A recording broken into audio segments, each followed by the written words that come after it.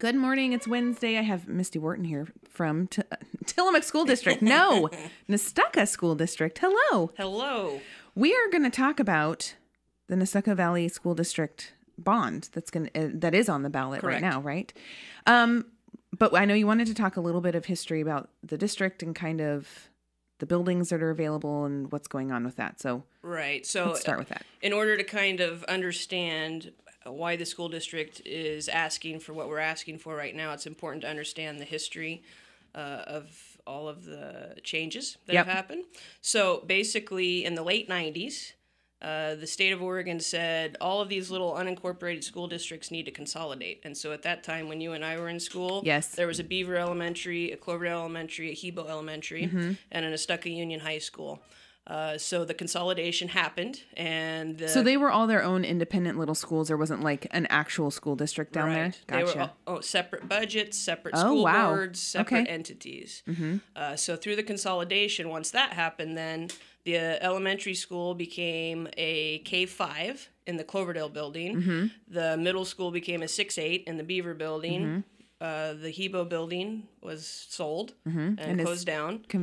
Conveniently now a house, right? Yes. Yeah. A house for a large family. Yeah. And then the high school, obviously everybody still filtered into the high school. So that functioned under that model for about 10 years.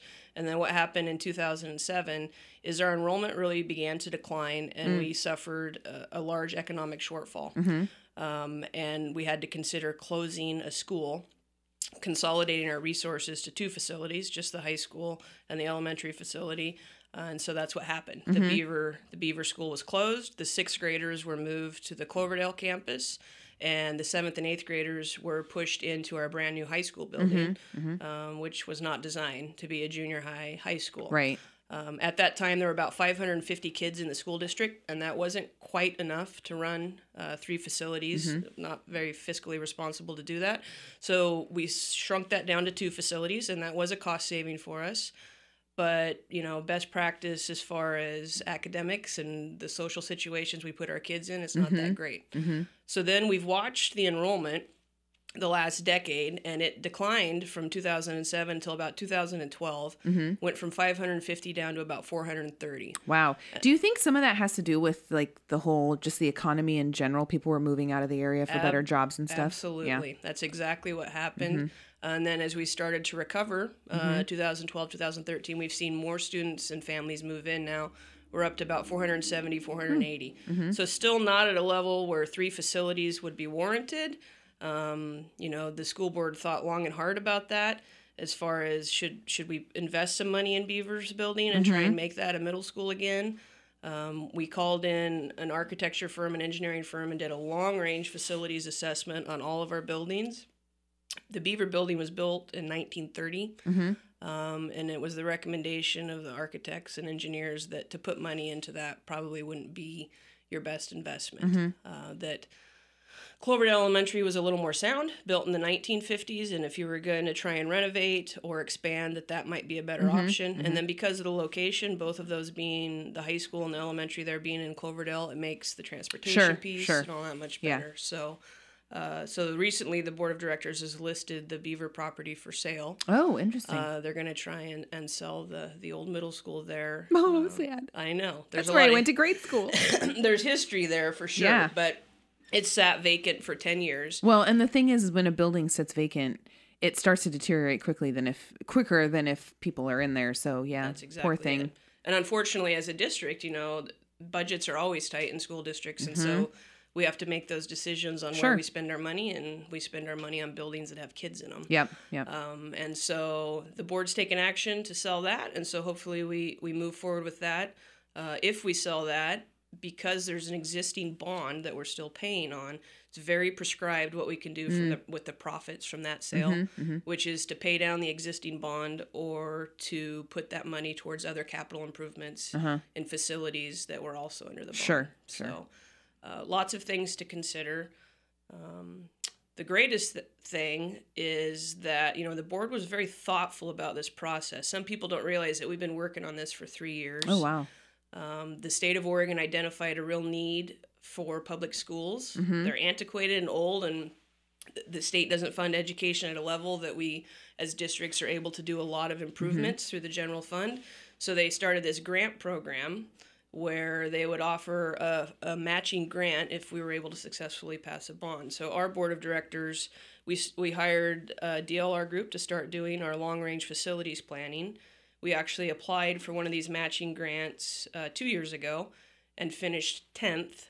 And the top 6 were guaranteed money. So 4 of those 6 would have to not pass a bond. Gotcha. And then we would have finished in the money. So the board of directors decided, no, we're not ready. We still have more planning to do. And intended to apply for the matching grant again. The water at the elementary school is very concerning. It's really high in iron. So, and it's been a problem for decades. So they decided to do a water basically audit, so to speak. We brought in some environmental engineers. They looked at our water system. They looked at our drain field system.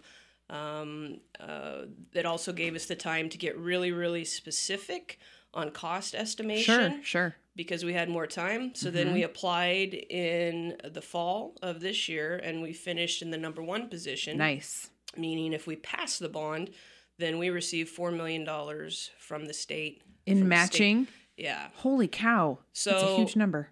Yes. And, that's about 13% of the project that Wow. we're trying to accomplish. Yeah.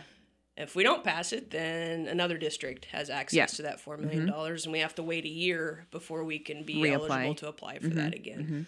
So the board of directors then decided, hey, we finished first. We've been working on this planning. We had the community involved in the spring of 2017. We did 6 community forums. We have a very accurate cost estimate because we spent 2 months going over that. I think it's time we're going out. Yeah. And so that's how we find ourselves here. Versus waiting another year or 2 to do it. Right. So the scope of work to get what we're trying to do complete, which a huge driving factor in that was removing our 7th and 8th graders from the high school campus. We've deemed that we think the best practice is to have a K-8 model at the elementary campus. We have the property there to expand it. There's 22 acres behind the current elementary school. People that have driven by there recently notice that that's been logged, and we're building ball fields back there. One misconception is all of that athletics work is part of the school bond, and that's not accurate. It's totally, completely separate. Yep. The Nestucca Valley Athletic supporters, fundraise, in-kind donation, grants, they're doing all of that. They're a nonprofit. They're totally separate, not part of the school district. Got it. Yep. Which you helped tremendously with the surf and turf boosting, and that was a good event. That was super fun. So we actually have our first field that the kids are actually playing on with dugouts and everything. That's really cool. That's exciting. Yeah. So that work is not included. The highlights of the work that would happen if this bond were to pass will be that the water system will be completely renovated. We no longer will have orange mashed potatoes because the water comes out orange with when iron. you said high in iron, I was thinking brown water. Yeah. Yeah. And what it does is it has long-term effects because it literally corrodes our faucets, our pipes, our everything, and the kids won't drink it. It has... Yeah. Well, it's gross looking. Yes. I don't want to drink it. With floaties in there. Yeah. And so when we did the water assessment, I thought, well, this is great. They have a solution for us. Maybe it's $200,000. We can budget this in the general fund and fix it. No, it's over $2 million to get the water removed of iron, basically, with a reverse osmosis system. Oh, sure. And the same thing is our drain field is at capacity for the enrollment. That school that we're in currently was not designed to have 248 kids. It was a Cloverdale Elementary that had maybe 200 kids. Yeah. So we have a cafeteria that I try and shove 100 little bodies into for a K2 lunch that's designed to hold 50 bodies and things like that. We're making it work. Then the drain field's at capacity. This would put a much larger drain field. But then the cool piece is in order to offer programs to our kids, we're dependent on the gymnasium in Beaver. Because we only have a non-competitive sized gym in Cloverdale and then a competitive sized gym at the high school. If this bond passes, a big piece of the money would build 2 large gymnasiums. Well, it's actually, one large gymnasium that can be divided into two. So what that means for our kids is that instead of having to have an early practice and a late practice, everybody gets to practice right after school. Yeah, sure. And be home at a reasonable time. Modulars, sometimes people lose sight of the fact that on our elementary campus, our district office is a modular. 2 of our classrooms are modular classrooms, and our computer labs are 2 modular classrooms. And we purchased those modulars back in the late 90s, and we purchased them used. And everyone knows that modulars have a life expectancy. Sure. And we have some pretty rough weather here. Yes. Yeah. So we're to the life expectancy on those. And this plan would remove those classrooms from being modular and put them into a seismically sound facility. Yeah, that's really important. The other piece that the voters should know is that last summer we were the recipients of a $1.5 million seismic retrofit grant. And so, the architects and engineers' recommendation on having Cloverdale be the building to renovate was based partially on that, because the state awarded us $1.5 million, and we sheared up that structure, the gym, everything. It's seismically sound now. So when they say renovate the elementary school, that's a piece that we don't have to do. It's mostly plumbing, electrical, energy efficient windows. If you've driven by our school recently, it looks ugly. And the reason that is there's lead paint on the exterior of that building. Geez. So for us to paint it would mean that we would have to abate the lead, and that is costly. Right. This would allow us to do a removal of that siding, put new siding on it, so we no longer have to go through that abatement process. There's still asbestos in the building, and this would remove all the asbestos from the existing building. And so, people drive by and at first glance they go, well, why don't you paint that? Or why don't you power wash it? Or it looks ugly. You're not keeping up what you have. We can't power wash it. Well, there's a long process there. Yes. And so, then the board of directors have done their research on that piece. They've looked at, how much would it cost to abate that and paint it? Okay, over $100,000, and then in 10 years we have to do that again. So at what point do you decide, wait, let's not just continue to try and put a Band-Aid on the problem. Let's actually fix the problem that we're having here. Sure. So. How much... Actually, before I say that, I was going to ask if you can talk about money and what that means to taxpayers. Sure, you bet. But I'm going to take a quick break real quick. Okay. Ready to go to work, Tillamook Motor Company has huge discounts on commercial vans plus 0% financing for up to 72 months. Ford Transit vans stand head and shoulders above the competition. Configure the cargo doors to suit your job with a cargo box floor that is flat with near vertical sides for maximum usable space. Choose from a wide range of products designed to suit different trades: cargo dividers, multi-racks, bulkheads, and sliding platforms. Use your imagination to create one hard-working vehicle designed with you in mind. Take a test drive today at Tillamook Motor Company on the friendly corner of 5th and Main in downtown Tillamook. Tillamook Motor Company, a better place to do business. So we're talking with Misty Wharton, Superintendent of Nestucca Valley Nestucca Valley School District. Sorry. I talk about Nestucca Valley Elementary a lot in my other life. Yeah. And so it just kind of rolls off the tongue. That's okay. I'm the principal there, too. So are you? 2 hats. Well, there we go. So we're talking about the Nestucca School District bond and the facilities upgrades. So, of course, everybody wants to know, well, what is this going to cost me? Exactly. So, as I said, there's a current bond that we're still paying on that would sunset in 10 years. The current rate on that is 68 cents per 1,000 assessed value. At passage of it, it was actually 71 cents. But in 2012-13, we refinanced that bond. Oh, nice. And that saved the taxpayers almost $800,000. Now, if you sell beaver, does that then pay off that bond? Or Good how question. How does that work out? So the prescribed things that we can do from the money of that sell is pay down the existing amount on the bond, but it would not pay off the bond.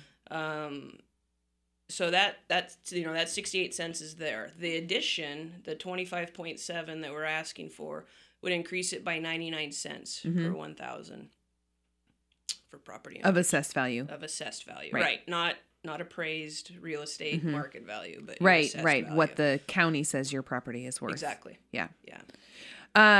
So it's an extra $1 per $1,000 essentially on top of $250,000 assessed value. You're looking at under $25 a month additional. And then how long would that bond last for? Good question. 20 years. Oh, wow. Yeah. That's a long, it gives you a lot of time to get stuff done.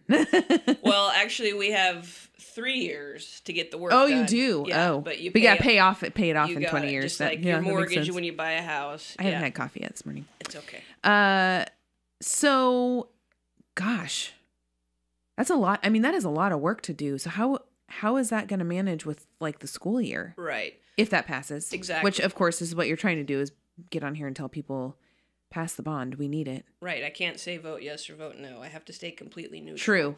I will provide say, you the facts. Yes, I will say. You guys should vote it in. Okay, anyway. Yes. Mm-hmm. So how that would work is we would still be able to run school in the existing elementary facility during the school year, and they would do the new construction while the kids are in session. Mm-hmm. And then in the summertime sessions, which there would be 2, because they would break ground in the spring of 2019, and we wouldn't be in the new situation, the new building until September of 2020. So in those 2 summer sessions, they then would work on the existing structure when the kids aren't there. Gotcha.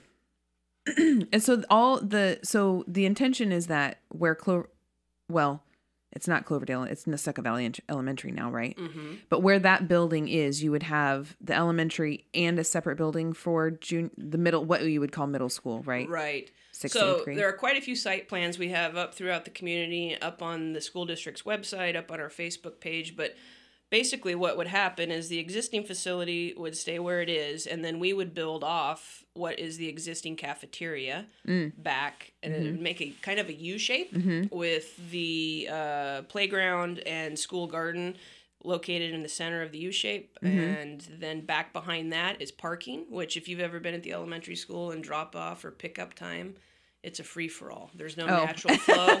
There's not everyone enough just pulls parking. in and parks. Yes, there's not enough parking for everyone. So this would expand that. There'd be an actual bus drop off location and bus loop, much safer, more secure. Wait, the buses have to contend with all the parking too? Oh my Yeah. gosh. Yeah. That seems a little crazy. It is a little. I mean, it's a 1950s facility, and we find ourselves in 2018 making the best of what we have. Sure. So yeah, as someone who stands out there at drop-off and pick-up time every day, that would sure simplify a lot of the concerns about safety. Yeah. And then the other piece that we haven't really talked much about during this whole process is this will be the largest facility in South Tillamook County that will be seismically sound. Oh, nice. And so that double gymnasium alone, we could house, in the really unfortunate event that something did happen, there's a strong likelihood that facility is still would be standing, sound. right? Yeah. And people can come that direction. And it's up, are you in a tsunami zone? Or because the elementary school is up on a hill too a little bit. So is the high school. On a hill, yeah. But the elementary school's up a little bit off the road. They consider us out of the tsunami zone. That's nice. Yeah. So it can be a safe haven for sure. Correct. Well, that's good. Then the other piece is community expansion of use. Our community is growing. Our enrollment, we started the year with 218 kids in the elementary. Now we have 248. And people that live in South Tillamook County don't quite understand that. They're like, well, where are people getting jobs? But the reality is you can work from home in a lot of industries now. I was going to say, that's becoming way more prevalent than it used to be. And so people move to the beach because they like that location. They work from home and they bring with them kids. Right. But we don't have, a unified, incorporated government in South Tillamook County. So the schools really do kind of act like the cultural hub, the community gathering center of that area. So this would expand community use because, we'll keep our existing gymnasium that we have, but if it passes and we're able to build our new gymnasiums, then that frees that up for community use often. Yeah. Sure. And things like that. So how can folks get more info if they are listening and want to get more info? They can always contact me at the elementary school. If you go to either of our Facebook pages, Nestucca Valley School District, Nestucca Valley Elementary School, there's more information. You can go to our website, and there's actually a bond tab that has tons of information concerning the process that we're going through. You guys have a nice website. We just redid that. Yeah, it's nice. Thank you. It's nestucca.k12.or.us. And if you go to facilities, there's a little thing there. There's a lot. Yeah. Photos and a flyer, frequently asked questions. Yep. Yeah. And I'm starting to receive more emails and more phone calls from patrons, and that's great because I'm able to clarify any questions that they have for them. Yeah. And we're ready and willing to answer any of those. Well, best of luck to you. Thank you. 2 weeks to go. I know. And I was going to say, it is South County residents. So if you are listening and you're in Tillamook, you can't vote on it. It's not going to be, it's not on my ballot. No. And I'm here in Central County. So yep, just South County people, get on it. Is there anything else you want to mention? You want to say hi to anybody? Hello, Nestucca Valley School District. And thank you, Lisa, for inviting me and having me here. So yeah, Nestucca Valley School District has their bond. If you are in South County, make sure you take a look at it. And I'm looking at a flyer. Did it get mailed out or something?